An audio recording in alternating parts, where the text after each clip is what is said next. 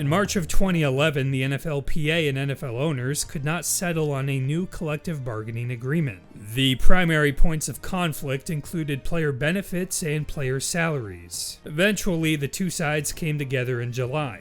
The players received additional benefits as well as a higher minimum salary and limited off-season practices. Meanwhile, the owners instituted a rookie salary scale and got to keep the franchise tag. The league also added rules to reduce helmet-to-helmet contact. During the offseason, NFL Network debuted the NFL Top 100, a countdown of the best players in the league voted on by the players themselves. Coming off the 2010 season, Tom Brady was voted number 1, with Peyton Manning, Adrian Peterson, Ray Lewis, and Ed Reed filling out the top 5.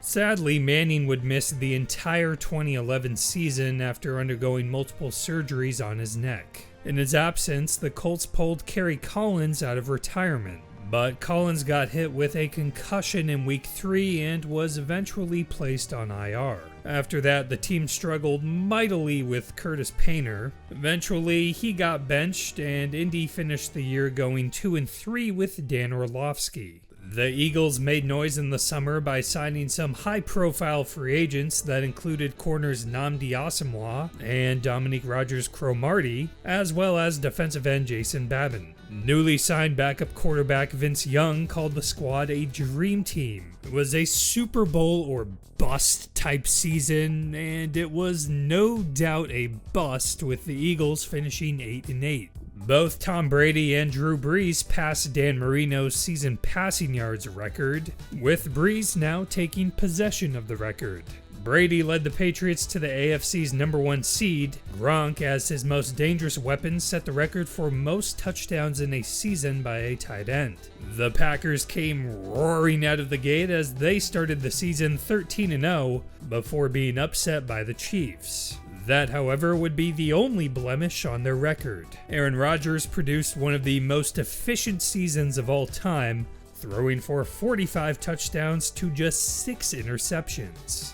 This time around, Green Bay was clearly led by its offense, and Rodgers was awarded NFL MVP. In the playoffs, the Giants immobilized the Falcons behind a strong defensive performance and 3 touchdowns from Eli Manning. After an interception-filled 2010, Eli was asked in the offseason if he belonged in the elite group of quarterbacks. He responded that he considers himself in that class. And thus, all year long, the debate raged on. He then put together a much improved season and cultivated a connection with undrafted receiver Victor Cruz. But just like in 2007, Eli was ready to prove it in the playoffs. And there would be no better place to do that than Lambeau Field against the 15-1 Packers. Eli proceeded to throw 3 touchdowns again, including a pre-halftime Hail Mary to Hakeem Nicks, who caught the ball off his helmet a la David Tyree.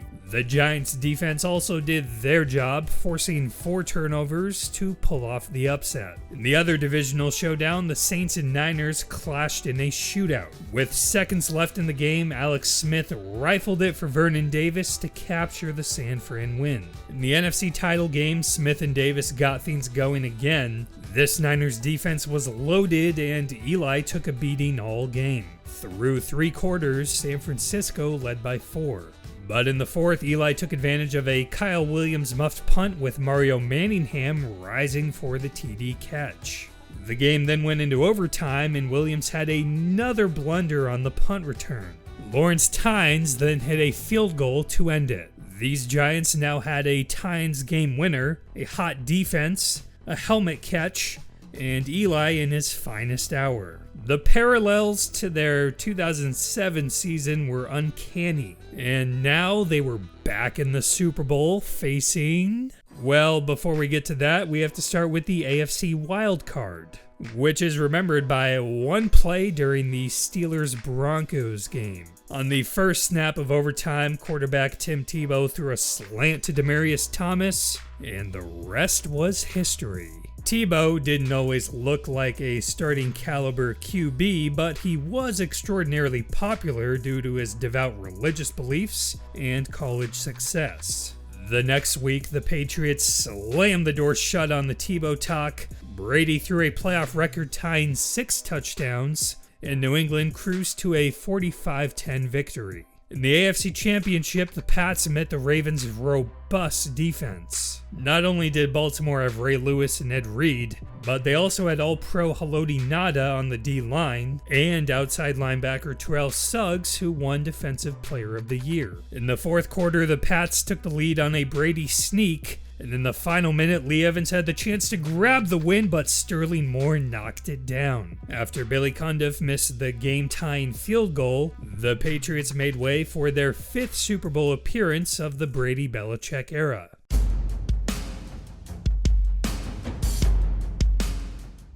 Giants-Patriots Part 2. Neither team was as strong as their 2007 counterpart, but this game was expected to be a great sequel. New England was out for revenge, and New York looked to prove that Super Bowl 42 was no fluke.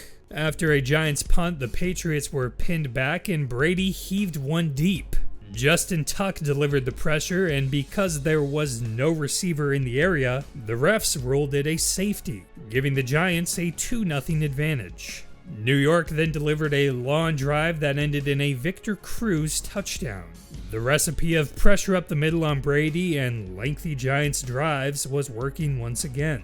Before the half, though, the Patriots took the lead on a Brady strike to Danny Woodhead. Then to begin the second half, Brady extended the lead with Aaron Hernandez. The Giants continually fought back, hitting back-to-back field goals to pull within 2. Late in the fourth, the Patriots were looking to seal the deal, but Wes Welker dropped it.